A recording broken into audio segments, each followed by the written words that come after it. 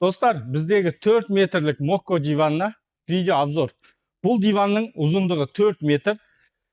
Және de bunun ең біріншіден дизайны ерекше. Екіншіден бұл қандай ерекшелігі бар десеңіз, бұл модульный диван. Ол қалай? Мысалы, мына жерде 4 метр болып тұр. Енді бұның размерін егер өзгертем десеңіздер, міне қараңыздар.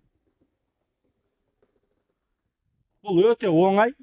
Үйлеріңізде әйел адамдарға қозғалта береді. Ешкімнің көмегі керек жоқ. Міне осылай қойсаңыздар,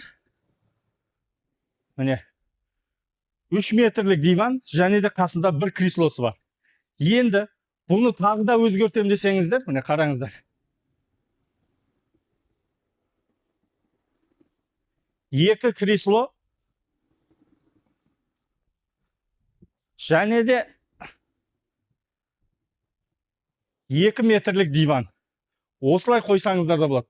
Бұл диванның ең ерекшелігі осыда. Ал жоқ, диван қылам десеңіз, міне, осылай бір диван, осылай бір диван. Дәл осылай қойсаңыздар да болады.